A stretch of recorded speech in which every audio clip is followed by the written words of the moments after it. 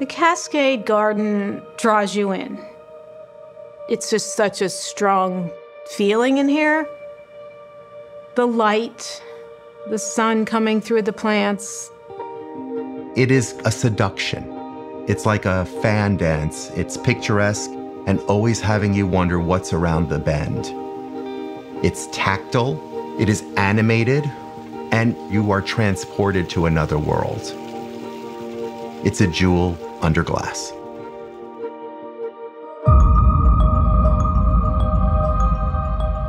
As we were in the midst of our planning for the West Conservatory project, saving the Cascade Garden was really important to us because here at Longwood Gardens, we have been methodically collecting gardens designed by some of the greatest landscape architects and garden designers of the 20th and 21st century. And we're fortunate that we actually have one of the only gardens in North America designed by Roberto Burle Marx.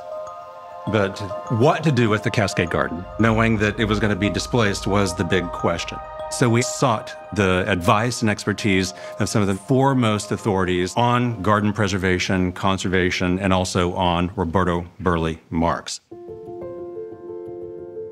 Just like Mozart's music is timeless, Roberto Burle Marx's influence and talent was timeless. He was an incredibly visionary man. It didn't matter if it was music, plants, painting. He was just a genius. So he was a landscape architect, he was a garden maker, he was a taste maker, he was a botanist, he was a horticulturalist, he was a plant explorer. He had 13 plants named after him. And he was well liked by everybody. You know, he was in the newspaper all the time. He was always fighting for the environment, you know, and people appreciate that. He really saw a connection between the visual arts and the garden arts. Nature informed his art, and art informed his understanding of design. When you see a Burle Marx garden, it just fills your senses and your mind and stimulates your thinking about the environment, about life, about design, about beauty. 30 years ago, we came up with an idea to engage Roberto Burle Marx to do a garden under glass. He was very enthusiastic to do it, and the interesting thing was he had a colleague in Philadelphia, Conrad Hammerman, a very well-respected landscape architect in his own right. He was also from Brazil, and he was Roberto's liaison in the States, and they worked so closely together.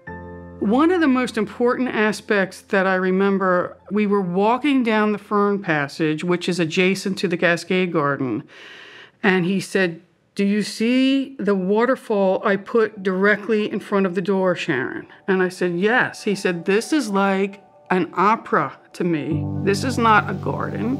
This is an experience you're feeling, and I see that as the crescendo." Roberto's design aesthetic, it is just so prevalent in this garden. When you come into the Cascade Garden, it's very immersive. You're in the plants. You almost feel like you would be in the rainforest. I think the Cascade Garden is just a beautiful, intimate expression of the world that was so important to him and the way that he was able to fashion the story of the Brazilian rainforest into this artful jewel of a garden. What's fantastic is the plants are being imported, but what I think a lot of people don't know is the mica limestone that was used to build all of these walls are from Pennsylvania. It's all local. Every detail is chosen for a reason. The plants displayed with the rocks such that one is able to compare colors and textures.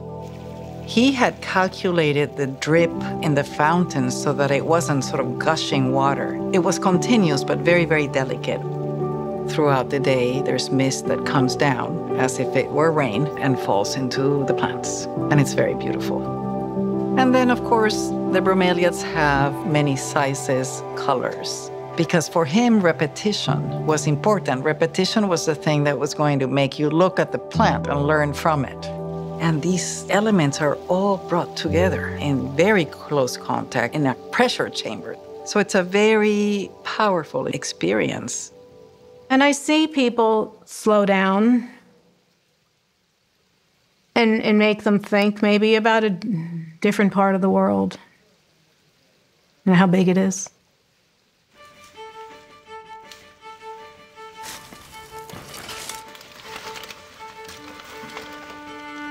Gardens need to be preserved just like great pieces of architecture.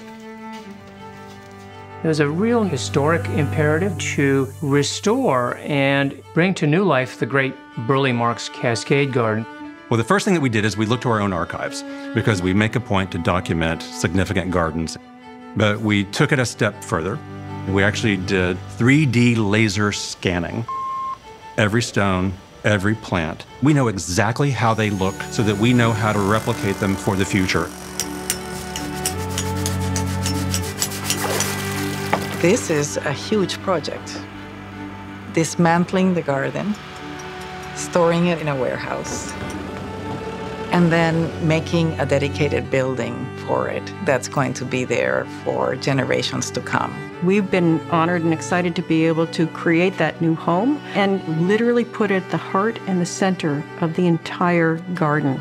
There really is no precedent for the work. There's no preservation precedent. So we were going to be the precedent. It really required very careful consideration, both of the character-defining features of the project and of the preservation standards that would guide the work. And they did really a beautiful job creating an enclosure of sort of timeless simplicity that solves the mechanical problems, it solves the plant height problems, but it doesn't compete with the garden.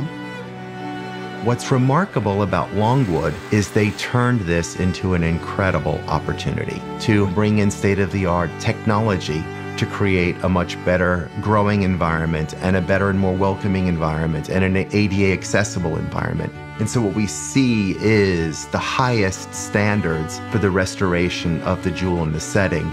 So when our guests come, those that know the garden in the past, they'll recognize it, but they won't quite know why it's better. But we'll know that it's the root zone heating that we've added, it's the better light systems that we've added. It's important that it's going to live on and continue to give people peace and comfort when they walk through. It's also kind of an honor that Longwood gets to be a part of carrying on the mantle and telling Roberto's story far, far into the future.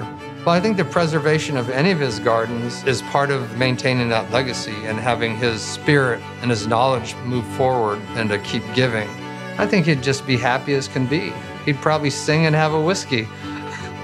To me, gardens and landscapes are a form of knowledge. It's just like a book or a painting. There's a history there. And there's importance preserving these expressions of culture, expressions of the relationship between human beings and the natural world. That's what we're preserving.